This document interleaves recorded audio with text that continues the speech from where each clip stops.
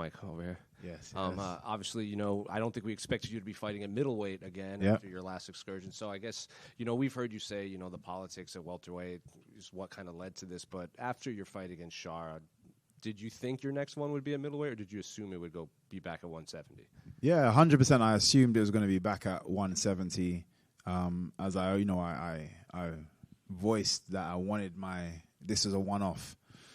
It's seeming more and more that it's going to be more than even this fight now, potentially. It seems that there's just more opportunity. The welterweight seems to be congested, and I want to be active. So if there are fights, I'm always willing to go back down. It's nothing to do with weight or anything. I can make whatever weight I need to.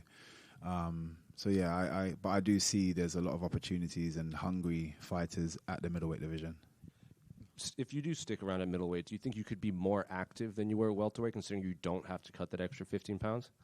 Oh, definitely. But at the same time, remember, I come from a competition circuit background where I'm fighting sometimes up to 21 times in one day. So, and that's at different weight divisions as well, or different styles of fighting. So, it's not the weight that stops me from performing. It's more to do if there's opportunities to take a fight.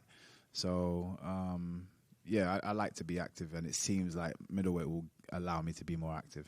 When Dustin Poirier made the jump from 145 to 155, he said it took him a while to feel like a lightweight rather than just a featherweight that stopped cutting weight.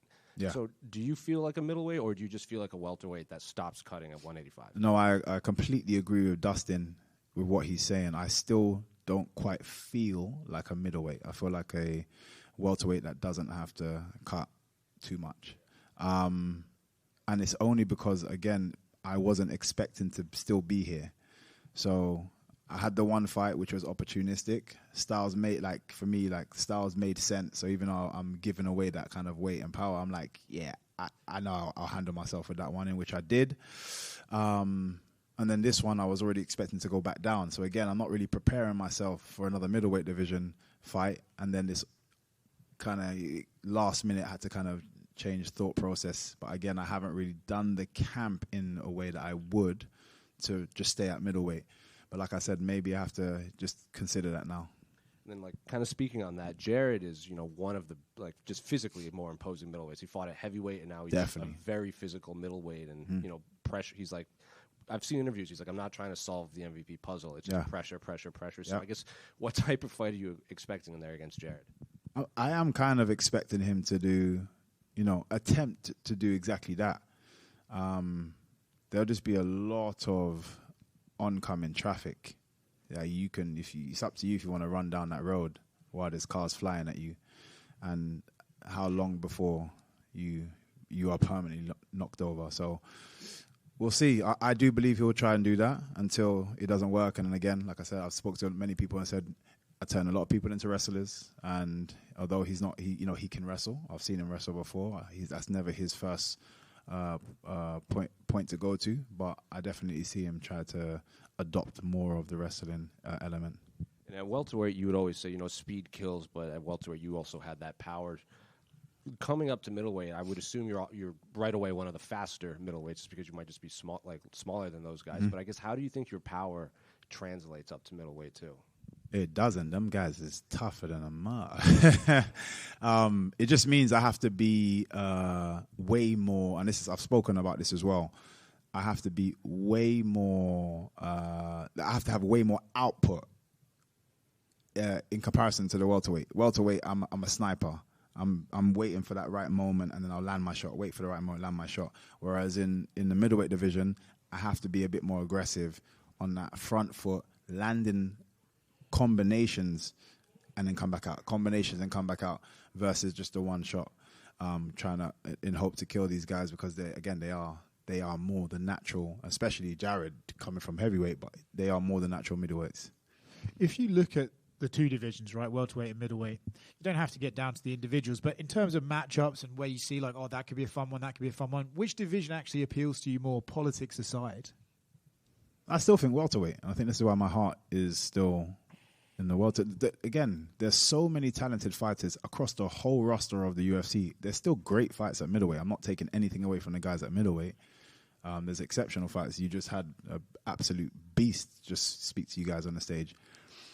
So there's crazy fights to be had up here, but I don't know what it is maybe because I've just been there longer and I've, studied maybe more of the fighters at welterweight, that I just feel like that's the division and fights that I want. Yeah. In terms of the politics, again, you don't have to necessarily get into the nitty-gritty of it, but is it just that you'll ask for a welterweight fight and they go, there just aren't any available right now, but we can offer you middleweight? Is that kind of how those talks go, or are they trying to maybe push without pushing you into the middleweight division because they prefer you there? Again, I'm not really sure their motive. How I feel it kind of came about is when after that fight, I'm expecting, a really good fight, and the fight that I was offered didn't make sense to me based on what I just did. Yeah. So I was like, I'll wait for someone to be available, because they were basically, everyone else is busy, as to why they gave me this fight. And it was like, in terms of ranking, you're talking somebody that's in the 20s, and I'm like, I just beat one of your prospects. Come on, give me someone that's an exciting fight. Didn't hear anything back, kept asking, didn't hear anything back, started calling people out, didn't hear anything back. And then I decided to give me someone at middleweight. And then I seemed to get names quickly. And it's like Jared is one of those names that you're like, okay, he's a big guy, obviously, but there's a puzzle in that, right? Yep. So does this one for you, maybe, okay, it's not the Division 1, but still motivates you and excites you in one of those ways? It excites me, again, one, because he's an exceptional athlete. He's fought everybody. It's, it adds to my credibility of people, when I'm looking down the line later of people that I have fought and then beaten. But also it's progression, because he's ranked number 8 or 7, wherever he is.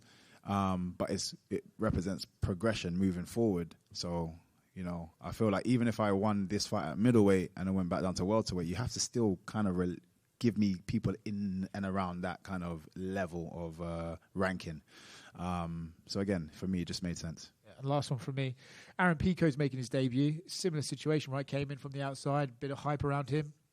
I don't know if you had a chance to speak to him, but if you had the opportunity to give him some advice... I wouldn't. You would not? Because Leron is my guy. It's my boy. I just wouldn't. I respect that.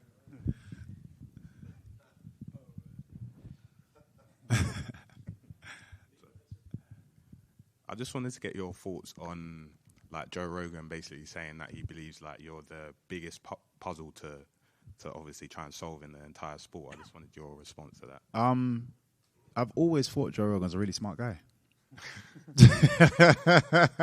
he knows some stuff, man. I do. Like I said, my style is it's a big puzzle simply because there's not many people that come from my style of background within MMA. So finding training partners is next to impossible. The closest person you're going to find is Wonderboy Thompson. Me and Wonderboy Thompson are cool. Wonderboy Thompson's had people say, can you come and think because I'm fighting MVP? And he's like, no. And I'm the same. So if they come to me because they're fighting Wonderboy Thompson, no, I want him to win. So it's the same thing. So, it's difficult just simply because there's less of us. Obviously, I love my style, but it's just because there's a scarcity, so people don't really truly understand it until they're right in front of us. And obviously, not looking past the fight that you got on Saturday, but I know you're friends with Israel Adesanya. Yeah. Is obviously it's not happening? Nah.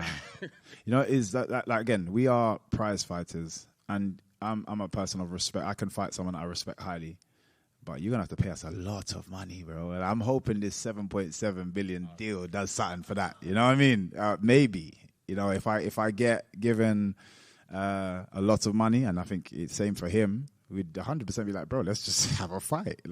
But likeliness is not on the money they pay us, and I get paid nice. Would you both have a full discussion first? Yeah, 100%. We'll sit down and that's my boy. I can chat to him. Even when he's messaged me before this fight, when he heard I got this fight, he's like, bro, you're playing chess, bro. I love it. We talk. So yeah, I'll just see if I was approached with it, I'm going to him straight away. Did they approach you with this?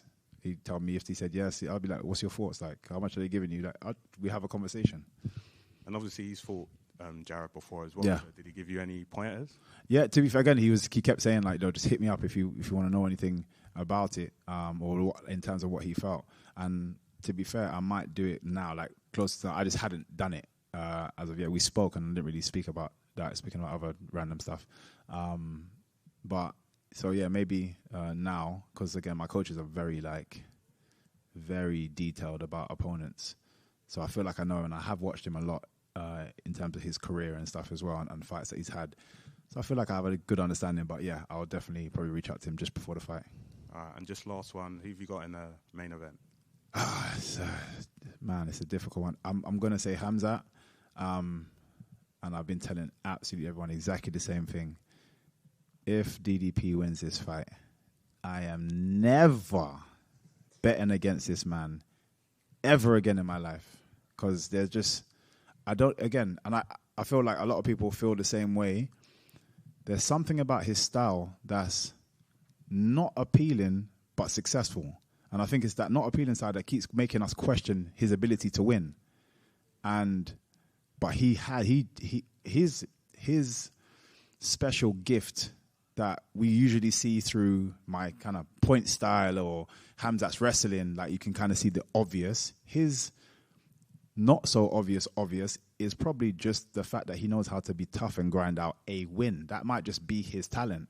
You know what I mean? He's okay enough, well, like in terms of his mixed martial arts skill, to just figure out a way to success. And that might be his thing.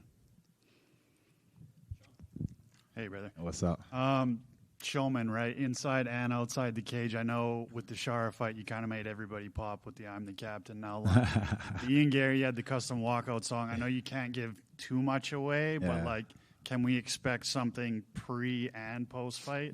To be fair, and just to be honest, with this one, there's a bit of a different, there has been a bit of a different mental shift. I do feel like, although it is still my personality, I was trying a bit too hard to be like, I'm MVP, guys. Remember this guy. I'm this guy.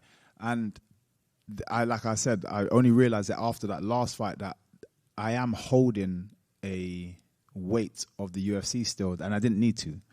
So this one, I just want to enjoy myself.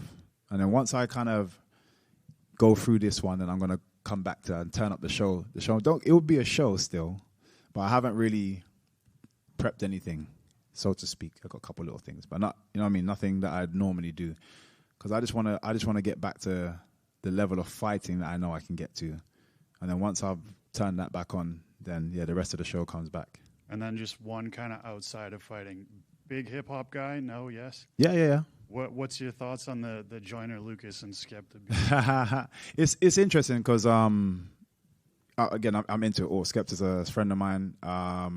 Joyner, I'm a massive fan of. I think he's dope. The recent album I haven't listened to fully, but his last one, absolute fire. I've put it on repeat like crazy, and he's super talented. But it's difficult because American listening to a UK artist, they don't get it, and you won't understand certain things that he's talking about and so on and so forth. And then the British guy, same in America, they'll hear something. Obviously, we'll probably hear things a bit easier because we listen to American music a lot more. So I feel than Americans are now. I think the UK is only recently popping in America, so we're getting a lot more talent that's kind of crossing over, but they're still not going to understand as much as we may understand. So it's difficult. And for me, Skepta is super talented, but not quite a rapper. He is a grime artist, and that genre of music is just very different. So again, it's fun for everyone to talk about and, the crossover and stuff, but I'm a fan of both in their own, in their own spaces.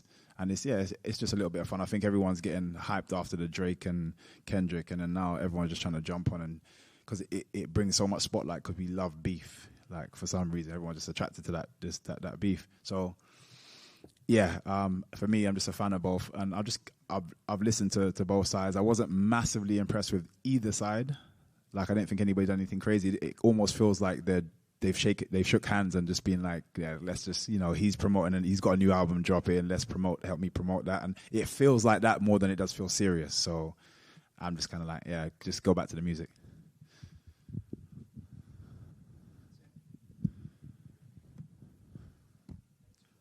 Cool.